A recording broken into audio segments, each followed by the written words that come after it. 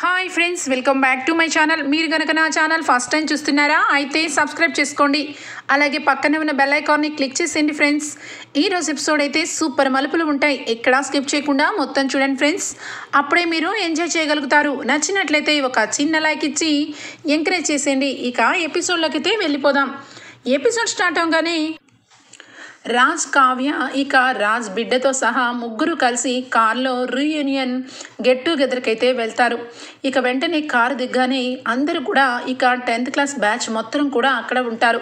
ఇక వెంటనే వచ్చి రాజ్ దగ్గరకు వచ్చి గోలగోలగా అందరూ కూడా ఇక ఎలా ఉన్నావురా రాజ్, నీకు ఒక బిడ్డ కూడా పుట్టేశాడా అని చెప్పి అందరూ కూడా కలివిడిగా ఉంటూ ఉంటే కావ్య కళ్ళు ఇక వెన్నెల కోసం వెతుకుతూ ఉంటాయి. ఇక ఇంతలో అక్కడ శ్వేత కనిపిస్తుంది. శ్వేత దగ్గరికి వచ్చి, శ్వేత వెన్నెల వచ్చిందా, వెన్నెల ఎక్కడుంది అని చెప్పి హడావుడిగా అడుగుతుంది కావ్య. వెంటనే ఇంకా వెన్నెల రాలేదు అని చెప్పి శ్వేత చెప్తుంది. అదేంటి వెన్నెల రాలేదా అనగానే, అయ్యో కావ్య ఇంకా రాలేదు అంటే వస్తుందని అర్థం, ఆన్ ది వే, ఇందాకే ఫోన్ చేశాను, తను దారిలో ఉన్నానని చెప్పింది, త్వరలో ఇప్పుడు రాబోతుంది అని చెప్పి శ్వేత చెప్తుంది. ఇంకా అక్కడ అందరూ కూడా రాజ్ని ఇక ఏడిపిస్తూ ఉంటారు.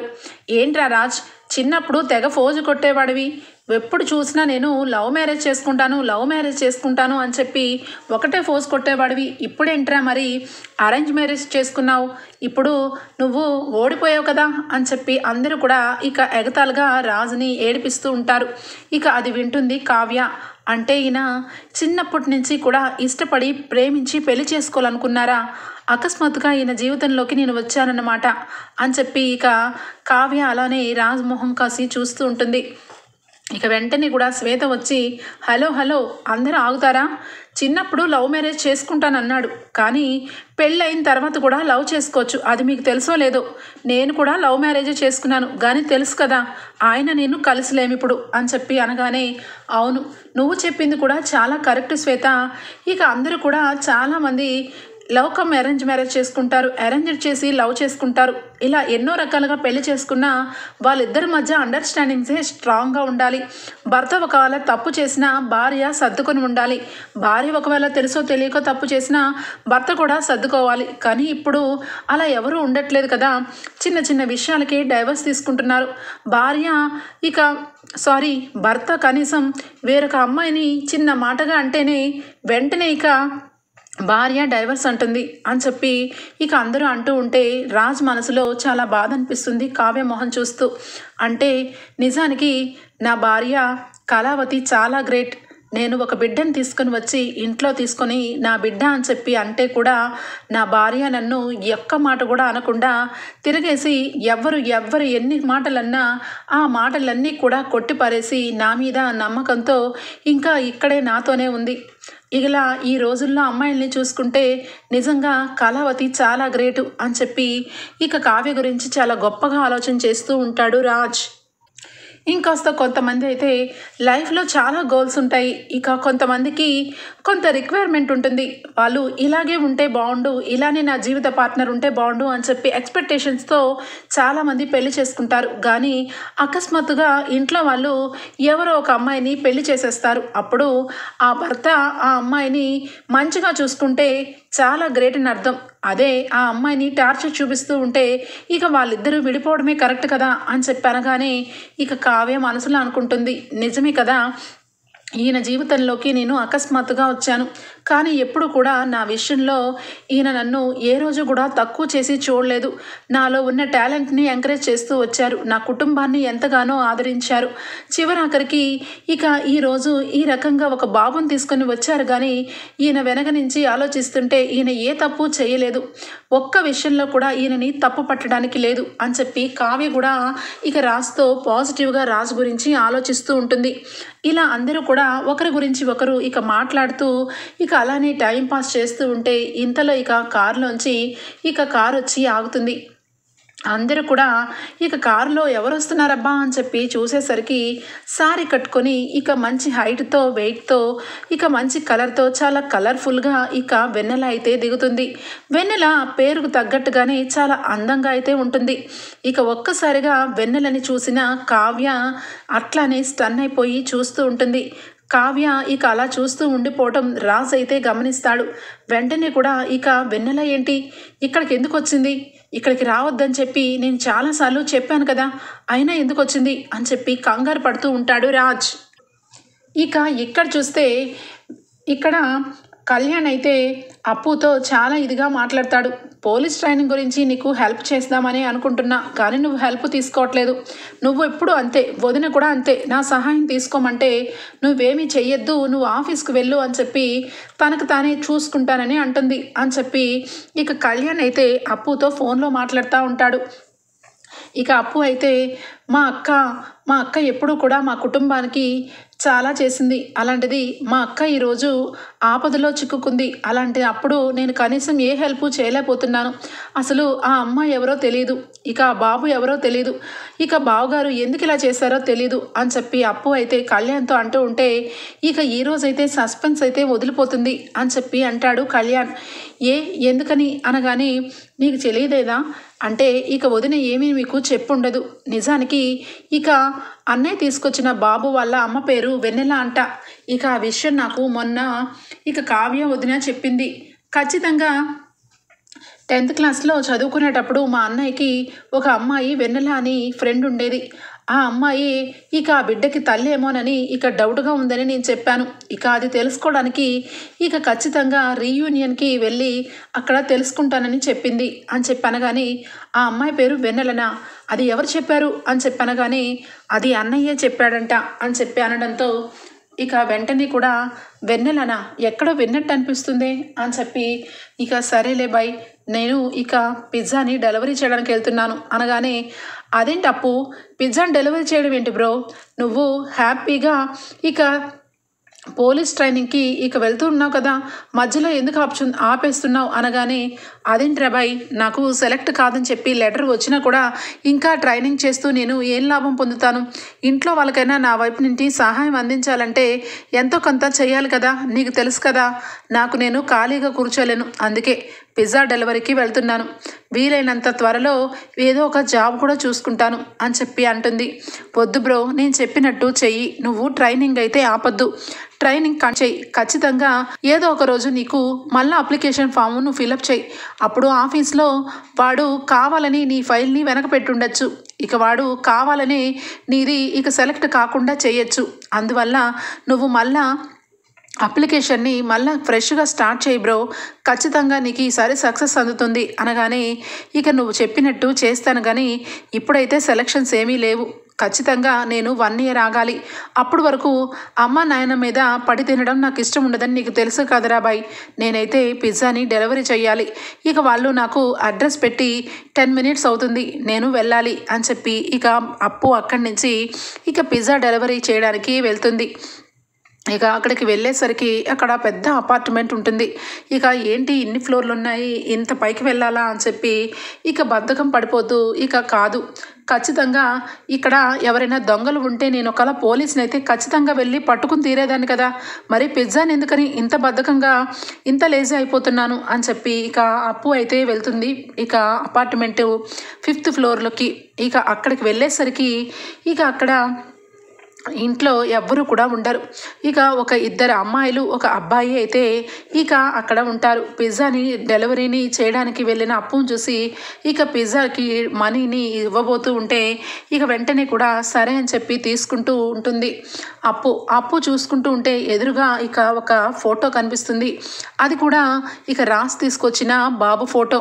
ఆ బాబుని ఇక ఎత్తుకుంటున్నట్టు ఇక పక్కనే ఒక అమ్మాయి ఫోటో ఉంటుంది. ఆ అమ్మాయిని ఇక ఈ బాబుని ఎక్కడో చూసానే అని చెప్పి ఒక్కసారిగా స్ట్రైక్ అవుతుంది ఇక అప్పుకి. వెంటనే కూడా ఇక బావుగా తెచ్చిన బాబు వీడు అని చెప్పి ఇక వెంటనే కళ్ళుని గట్టిగా చేసి చూస్తుంది. పక్కన ఒక అమ్మాయి ఎత్తుకొని ఉంటుంది. ఇక వెంటనే కూడా అంటే ఈ బాబు వాళ్ళ అమ్మ ఈ అమ్మాయేనా, మరి ఈ ఫోటో ఇక్కడ ఉందేంటి, వీళ్ళెవరు ఈ ఫోటోలో లేరే, అసలు వీళ్ళకి ఆ ఫోటోకి సంబంధం ఏంటి అని చెప్పి వెంటనే కూడా ఇక అక్కడ కొంచెం సేపు టైం పాస్ చేస్తూ ఆ బాబు వంక అక్కడ ఉన్న వాళ్ళ వంక తదేకంగా చూస్తుంది అప్పు. ఇక వాళ్ళు లోపలికి వెళ్ళి ఇక ఫోన్ తీసుకొని వచ్చి ఫోన్పే చేస్తారు.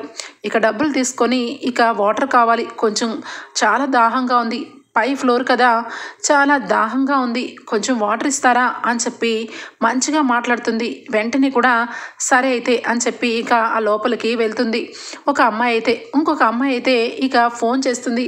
నువ్వు వెన్నెలకి ఫోన్ చేయవే, ఎక్కడి వరకు వచ్చిందో ఏంటో అని చెప్పి అనగానే ఒక్కసారిగా ఇక అప్పుకి వెన్నెల అన్న మాట అర్థమవుతుంది. అంటే ఇక ఈ వెన్నెలే ఇక ఫోన్లో మాట్లాడే వెన్నెల ఒక్కటే అన్నమాట అని చెప్పి వెంటనే కూడా అక్కడ ఇక కూర్చొని ఉంటుంది. లోపలికి వెళ్ళిన అమ్మాయి వచ్చే వరకు ఇక్కడ బయట కూర్చొని హాల్లో ఉన్న ఇంకొక అమ్మాయి ఫోన్లో మాట్లాడుతూ ఉంటుంది.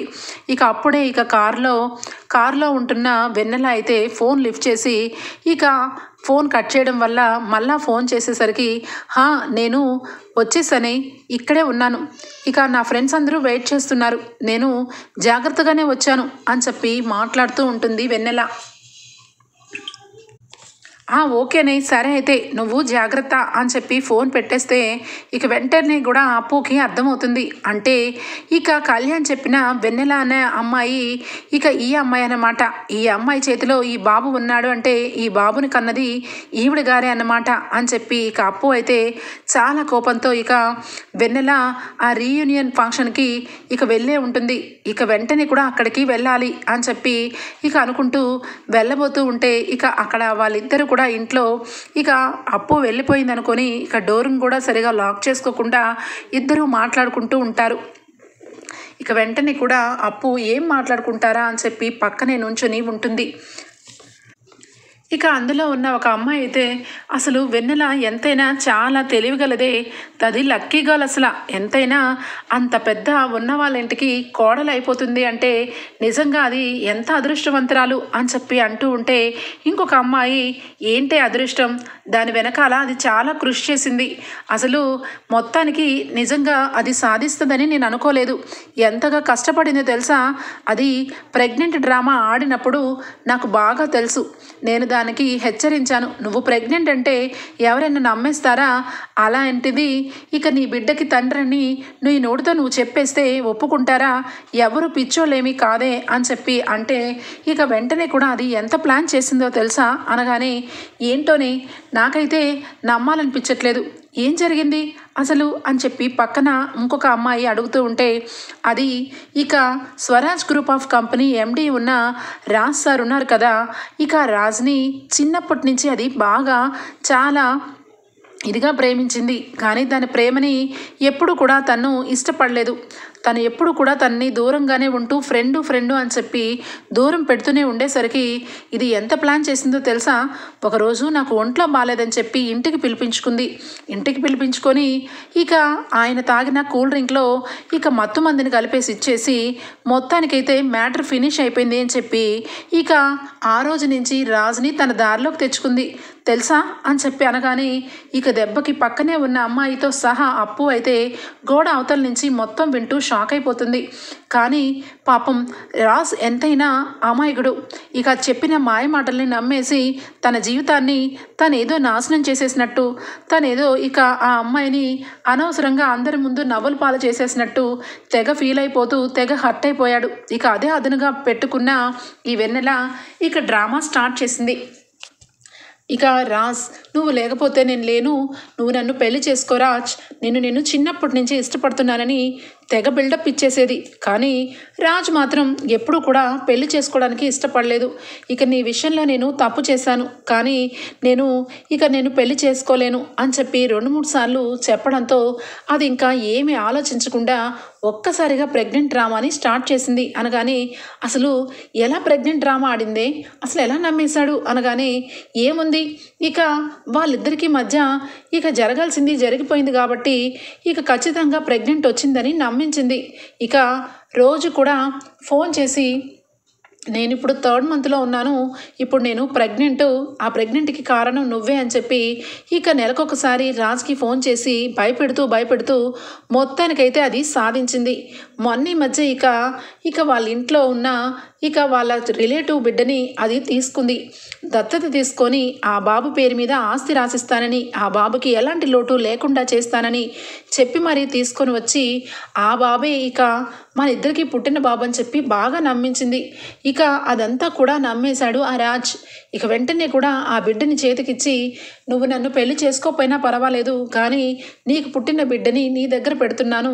ఇక తల్లిగా నేను వాడిని చూసుకోలేను, ఎందుకంటే నాకు ఇంతవరకు నా మెళ్ళలో మంగళసూత్రమే పడినప్పుడు ఆ బిడ్డని నేను ఎలా టేక్ కేర్ చేయగలను? నీకు పుట్టిన బిడ్డ కాబట్టి నీకు అప్పచెప్తున్నాను అని చెప్పి ఈజీగా ఆ పిల్లోడిని తీసుకెళ్ళి ఇక రాజ్ చేతిలో పెట్టిందే అని చెప్పి అనడంతో అక్కడ మొత్తం మ్యాటరు ఇక అక్కడే ఉన్న అప్పు అయితే మొత్తం వినేస్తుంది. ఇక వినేసి రీయూనియన్కి ఇక ఎక్కడ కలిసారో అని చెప్పి ఇక వెంటనే కూడా అక్కడి నుంచి ఇక వెంటనే స్టార్ట్ అయిపోతుంది.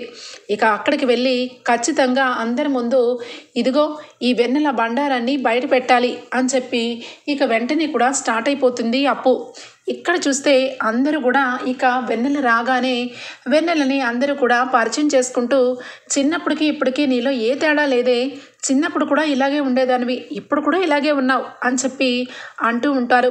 ఇక వెన్నెల వెంటనే కూడా రాజ్ వంక చూస్తూ ఒక రకంగా మోహం మార్చుకుంటూ సిగ్గుపడుతూ ఉంటూ ఉంటుంది. వెంటనే కావ్యకి ఇక చాలా కోపం వస్తుంది వెన్నెలను చూసి. వెన్నెల దగ్గరికి వచ్చి, మీ పేరు వెన్నెల కదా అని చెప్పి అంటుంది కావ్య. అవును, నా పేరు వెన్నెల, మీరెవరు అనగానే, మీ ఫ్రెండ్ రాజ్ భార్య కావ్య అని చెప్పి అనగానే, ఓహో మీరేనా, మిమ్మల్ని రాజ్ ఎప్పుడో చూసినా కావ్య అని చెప్పరు, కళావతి అని చెప్తారు. ఎందుకు చెప్పారో ఇప్పుడు అర్థమైంది, మీ మొహం చూస్తుంటే కళావతి పేరు కరెక్ట్ అనిపిస్తుంది అని చెప్పి అంటుంది. సరే కానీ మీతో నేను మాట్లాడాలి, ఇంతమంది మధ్య మాట్లాడమంటారా లేదంటే పక్కకు వస్తారా అని చెప్పి కావ్య అంటుంది. కావ్య మాటలకి ఇక రాజ్ వెంటనే కూడా ఖచ్చితంగా ఈ బాబు మ్యాటర్ అడగడానికే ఇక కావ్య పిలుస్తుంది. ఈ వెన్నెల ఏం చెప్తుందో ఏమో, కావ్య జీవితంలో ఎప్పుడు వినని ఘోరం మొత్తం కూడా ఇక వెన్నెల చెప్పేస్తుంది. ఇక వెన్నెల చెప్పిన మాటలకి కావ్య ఇక ఇంటికి రాకుండా పుట్టింటికి వెళ్ళిపోతుంది. కావ్య మనసు విరిగిపోతుంది. అమ్మో ఏం చెయ్యాలి ఇప్పుడు అని చెప్పి వెంటనే కూడా వెన్నెల, నువ్వు డిన్నర్ చేసావా, డిన్నర్ చేయొచ్చు కదా, చాలా మంచి మంచి రెసిపీలు చేశారు అని చెప్పి అనగానే ఇక వెంటనే కావ్య, ఏమండి నేను ఇక వెన్నెలతో మాట్లాడాలి, ఇక మీతో కూడా మాట్లాడాలి, కొంచెం పక్కకు వస్తే నేను ఇక మీతో మాట్లాడాల్సిన మాటలు మాట్లాడి నా దారిన నేను వెళ్ళాలి అని చెప్పి అనగానే ఇక వెంటనే శ్వేత, కావ్య ఇప్పుడు ఎందుకు అనగానే, ఆగుకు శ్వేత, నేను ఇప్పటికే చాలా లేటు చేస్తాను. నా జీవితంలో నేను ఎవరినైతే నమ్మానో వాళ్ళే నమ్మకానికే వెన్నుపోటు పొడిచినంత పని అయింది. ఇంకా ఇప్పుడు కూడా ఇక ఆగి చివరాఖరికి నేను ఏం సాధిస్తాను చెప్పు. అందుకే ఇక్కడే నాకు నిజం తేలిపోతే నా దారిన నేను వెళ్ళిపోతాను అని చెప్పి కావ్య వెంటనే కూడా ఇక అక్కడే ఉన్న వెన్నెలని అడుగుతుంది.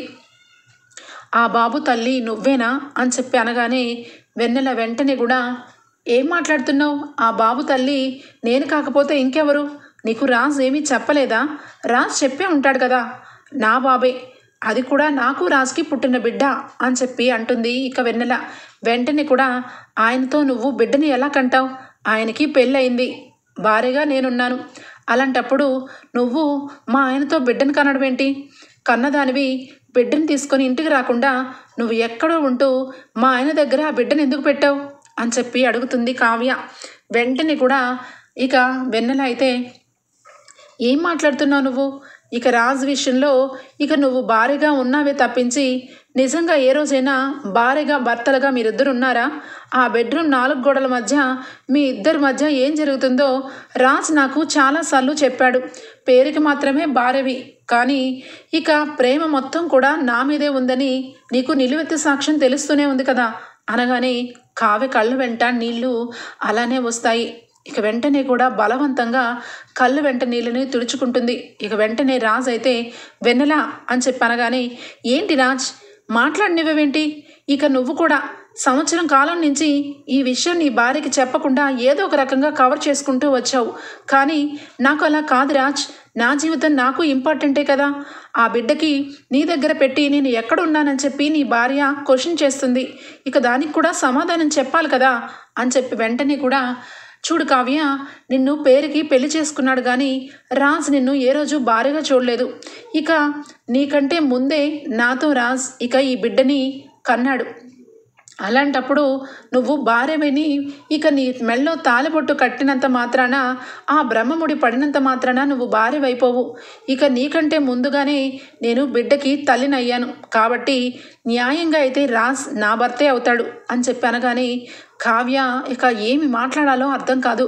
కావ్యకి చాలా ఏడుపు వస్తుంది. రాజ్ వంక సీరియస్గా చూస్తుంది. ఇక వెంటనే కూడా రాజ్ అయితే తలదించుకొని ఉండగానే, ఏమండి నిజం చెప్పండి, మీరు ఇక వెన్నెలతో పాటు మీ ఇద్దరు కూడా ఒకరికొకరు ఇష్టపడినప్పుడు మరి నా మెళ్ళలో మంగళసూత్రాన్ని ఎందుకు కట్టారు? మరి నా జీవితాన్ని పణంగా ఎందుకు పెట్టదలుచుకున్నారు? మీ ఇద్దరి మధ్య అంత ప్రేమే ఉన్నప్పుడు అదేదో ఇంటి వాళ్ళ దగ్గరికి వచ్చి నచ్చ చెప్పి ఇక వెన్నెలనే పెళ్లి చేసుకోవచ్చు కదా. మరి నా దగ్గరికి ఎందుకు వచ్చి నా మెళ్ళలో ఎందుకు తాళిని కట్టారు మీరు అనగానే వెంటనే కూడా వెన్నెల స్టార్ట్ చేస్తుంది. మేమిద్దరం ఇంటికి వచ్చి పెళ్లి చేసుకుందాం అనుకునే లోపలే ఇక రాజుని నువ్వు కొట్టేశావు కదా. ఒక ముసుగేసుకొని వచ్చి మీ అక్క బదులు నువ్వు వచ్చి కూర్చొని రాజ్ జీవితంలోకి అడుగు పెట్టేశావు కదా అనగానే, ఏం మాట్లాడుతున్నావు నువ్వు?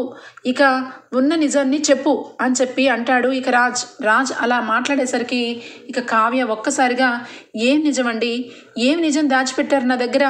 తను అంత ఇదిగా మీరు మీ ఇద్దరు కలిసి ప్రేమించుకున్నారు, పెళ్లి చేసుకోవాలిగా అనుకున్నారు, ఒక బిడ్డకి తల్లిని కూడా అయ్యానని తను అంత ఇదిగా మాట్లాడుతున్నప్పుడు ఇంకా నిజాలు ఏముంటాయండి? ఇంకా ఆ నిజాలేంటో చెప్పండి అని చెప్పి కావ్య అంటుంది. కావ్య, ఇక వెన్నెల చెప్పింది దీంట్లో నిజం లేదు. అందులో సగం నిజం ఉంది, సగం అబద్ధం ఉంది. నిజానికి వెన్నెల అంటే నాకు ఒక ఫ్రెండ్గానే ఇష్టం. కానీ తన మీద నేను ఎప్పుడు కూడా ఇక వేరే విధంగా చూడలేదు.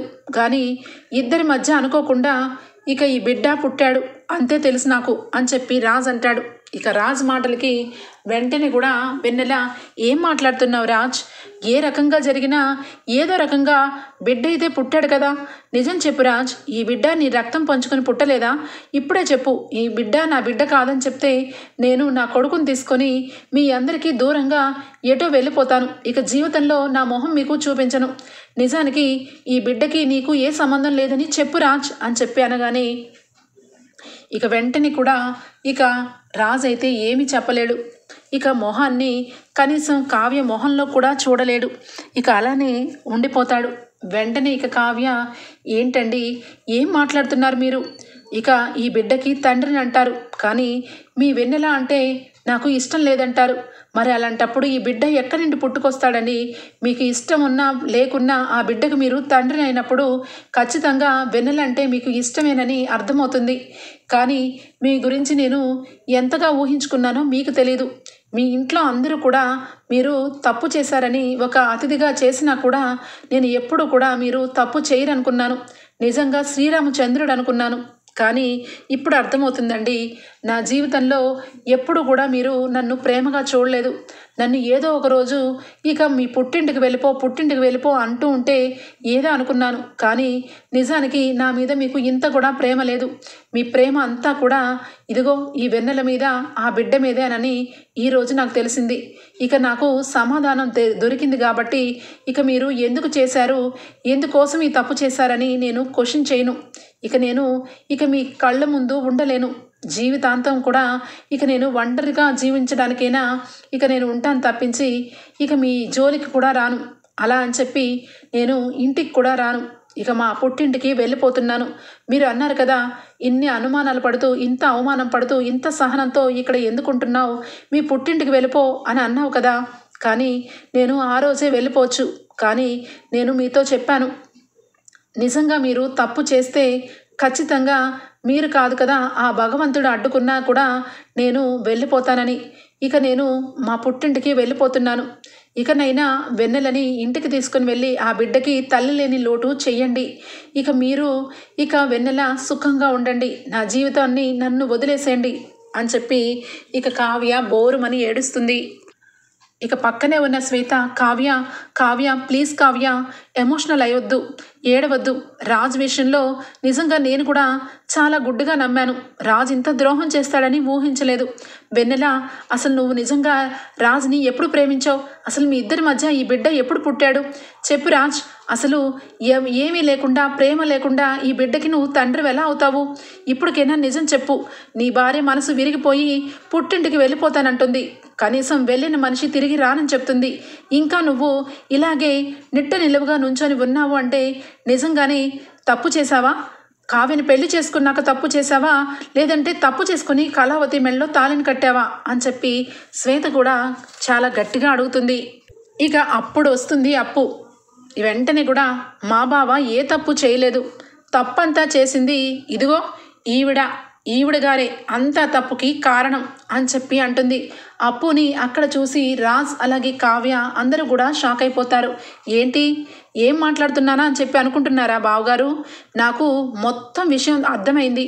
ఇక ఈ వెన్నెల అందరినీ మోసం చేస్తూ ఈ బాబుని తీసుకొని వచ్చి మీకు అంటగట్టింది. ఈ విషయం అయితే క్లియర్గా నాకు అర్థమైంది అనగానే, ఎవరు ఈ అమ్మాయి? నా గురించి ఏంటి ఇంత పెద్ద మాటలు అంటుంది? ఇంతకీ ఎవరు అనగానే వెంటనే కూడా అసలు నీకు నేను ఎవరన్నది పక్కన పెడితే అసలు నువ్వెవరివి, నువ్వు ఎవరికి ఏమవుతావు? ఈ బిడ్డకి తల్లివి కూడా కాదా అని చెప్పి అంటుంది అప్పు. ఇక వెంటనే కావ్య వచ్చి, అప్పు ఏం మాట్లాడుతున్నావే? ఇక నా మీద మీ బావగారికి ప్రేమే లేదని రుజువైపోయింది. ఆయనకి చిన్నప్పటి నుంచి ఎంతో ఇష్టమైన ఇక ఆ అమ్మాయికి ఇక పెళ్లి చేసుకోవాలని అనుకొని ఒక బిడ్డను కూడా కనిచ్చారు. అంతా కూడా అయిపోయిందే, మనం ఇంటికి వెళ్ళిపోవడమే. నువ్వు మీ అక్క జీవితం ఇలా అయ్యిందని బాధపడుతున్నావని అర్థమైంది. కానీ ఎవరు ఏమీ చేయలేము. నా తల రాత ఎలా ఉంటే అలానే ఉంటుంది. పద అప్పు, ఇక్కడ ఒక్క క్షణం కూడా నేను ఉండను అని చెప్పి ఏడుస్తూ ఉంటుంది. అక్క, ఎందుకక్క ఏడుస్తున్నావు? బంగారం లాంటి భర్తను వదులుకొని నువ్వెక్కడికి వస్తావు? నువ్వు అలాగే బావ ఇద్దరు కూడా సంతోషంగా ఉండాలి, అలానే ఉంటారు కూడా అనగానే కావ్యకి ఏమీ అర్థం కాదు. ఏంటి పిచ్చిదానిలా మాట్లాడుతున్నాను అనుకుంటున్నారా? ఒక్కసారి ఈ వీడియో చూడండి అని చెప్పి ఇక వెంటనే కూడా వెన్నెల ఫ్రెండ్స్ ఇద్దరు మాట్లాడుకున్న మాటలు మొత్తం కూడా ఇక రికార్డ్ చేసి అవి వినిపిస్తుంది. ఇక అది విన్న కావ్య, రాజ్, శ్వేత అక్కడ అందరూ కూడా ఆశ్చర్యపోతారు. వెన్నెల ఇంత మోసం చేసిందా? రాజ్ జీవితంలోకి అడుగు పెట్టడం కోసం చివరాఖరికి ఒక బిడ్డ తల్లినని చెప్పి ఇక రాజ్ని బ్లాక్మెయిల్ చేసిందా అని చెప్పి అందరికీ కూడా చాలా చిరాకు అనిపిస్తుంది. ఇక వెన్నెలను చూసి రాజ్కి చాలా కోపం వస్తుంది. వెన్నెల, ఏంటిదంతా అని చెప్పి అనగానే ఇక వెంటనే కూడా అది ఆ మాటలకి నాకు ఏం సంబంధం లేదు రాజ్, నిజానికి వాళ్ళెవరో నాకు తెలీదు అనగానే, అవునా, నీకు ఎవరో తెలీదా అని ఫోన్ లాక్కొని వెంటనే కూడా ఫోన్ని ఇక కాల్ బ్యాక్ చేస్తుంది. ఆ నిమిషమే మాట్లాడిన ఆ అమ్మాయి, ఏంటే వెన్నెల చెప్పవే, ఇంతకీ ఇక రాజుని తీసుకొని ఇక నువ్వు ఆ దుగ్గిరాల వారింటికి అడుగు పెట్టేస్తున్నావా? ఇక హ్యాపీగా ఆ బిడ్డకి కావాల్సిన ఆస్తిని రాసి ఇచ్చేసి నువ్వు రాజు ఒక్కటైపోండే, ఇక నీ జీవితం ఒక మంచి శుభం కార్డు పడుతుంది అనగానే ఇక వెంటనే రాజు అయితే ఫోన్ని కట్ చేసి ఎందుకు చేసావు ఈ పని అని చెప్పి వెన్నెల చంపని చెళ్ళు అనిపిస్తాడు. నువ్వు ఎంత ద్రోహం చేస్తావని ఊహించలేదు. నువ్వు చిన్నప్పుడు ఇక నా ఫ్రెండ్ అని నీకు ఎంతగానో హెల్ప్ చేశాను. నీ జీవితంలో నువ్వు ఎప్పుడు కూడా తిరగని విధంగా నీకు అన్ని విధంగా సహాయపడ్డాను. చివరాఖరికి ఇంత మోసం చేస్తావా? అసలు నువ్వు ఆడదానివేనా? ఎవరూ చెయ్యని పని నా విషయంలో చేస్తావా? అంటే నేను తాగిన డ్రింక్లో నీ ఇష్టం వచ్చినట్టుగా మత్తుని కలిపేసి ఆ మత్తులో ఈ బిడ్డ పుట్టాడని నమ్మించేస్తావా అసలు నువ్వు అని చెప్పి అనగానే కావ్య రాజ్ విషయంలో ఇక చాలా సంతోషపడుతుంది. రాజ్కి ఆ వెన్నెలకి ఎలాంటి సంబంధము లేదని ఆ బిడ్డ ఇక వెన్నెల రిలేటివ్ బిడ్డని మొత్తం కూడా కూలంకషగా అంతా అర్థమైపోతుంది. ఇక వెంటనే కూడా రాజ్ అయితే, కళావతి, ఇదంతా కూడా అబద్ధమని తేలిపోయింది. ఈ విషయం గురించి నీకు ఎన్నోసార్లు చెప్పాలనుకున్నాను. నాకు నిజంగా ఈ వెన్నెల అంటే ఇష్టం లేదు. చిన్నప్పటి నుంచి నేనంటే తనకి ఇష్టం, కానీ తనని ఎప్పుడు కూడా నేను వేరే ఎప్పుడు చూడలేదు. కానీ ఇదిగో ఇలా చేసి నన్ను దక్కించుకోవాలని చూసింది. చివరాఖరికి ఒక పసిబిడ్డని అడ్డం పెట్టుకొని ఇక నా జీవితంలోకి రావాలని చూసింది. ఇగో ఈ రకంగా వెన్నెల నాకు రోజు కూడా ఇక తప్పు చేసావు రాజ్, మనకు పుట్టిన బిడ్డ రాజ్ అని చెప్పి నీ విషయంలో ఇక డైవర్స్ ఇచ్చే వరకు నా మనసుని మార్చేయగలిగింది. నిజానికి ఒక పక్క వెన్నెల నాకు ఎప్పుడు కూడా ఈ రకంగా చెప్తూ ఉన్నా ఎప్పుడు కూడా నీ మీద ప్రేమ తగ్గలేదు కళావతి, తగ్గలేదు అని చెప్పి ఇక బోరుమని రాజ్ అయితే కళ్ళు వెంట నీళ్లు పెట్టుకుంటాడు. ఇక వెంటనే శ్వేత ఇక ఎమ్మటే క్లాప్స్ కొట్టి, నా రాజ్, నా ఫ్రెండ్ రాజ్ ఇలానే ఉంటాడు, ఇదేంటి రాజ్ ఏంటి ఈ బిడ్డని తీసుకురావడం ఏంటి, ఇక బిడ్డని ఇక ఎవరికి తెలియక కండం ఏంటని చెప్పి చాలా అనుకున్నాను. కానీ ఇప్పుడు అసలైన రాజ్ బయటకు వచ్చాడు. ఇదిగో వెన్నెల, నువ్వు మా అందరితో పాటు చదువుకున్న దానివని, చిన్నప్పుడు క్లాస్మేట్ అని, ఇంత గౌరవంతో నిన్ను ఒక్క మాట కూడా అనకుండా ఇక ఎవ్వరూ కూడా నిన్ను అనకుండా ఉన్నాం. నీ మర్యాదతో ఆ బిడ్డను తీసుకొని నువ్వు వెనుతిరిగి వెళితిపోతే నీ మర్యాద నీకు దక్కుతుంది, లేదంటే పోలీస్ స్టేషన్కి ఫోన్ చేసి చీటింగ్ కేసు కింద నిన్ను పోలీస్ స్టేషన్కి పంపించాల్సి వస్తుంది అని చెప్పి ఇక శ్వేత అంటుంది. శ్వేత అన్న మాటలకి అక్కడ ఉన్న ఫ్రెండ్స్ అందరూ కూడా వెన్నెలని చీ కొడతారు. వెన్నెల ఇక బాబుని తీసుకొని అక్కడి నుంచి వెనుతిరిగి వెళ్ళిపోతుంది. ఇక కావ్య రాజులు ఇద్దరు కూడా హక్ చేసుకొని ఒకరి మీద ఒకరి ప్రేమని చూపించుకుంటారు.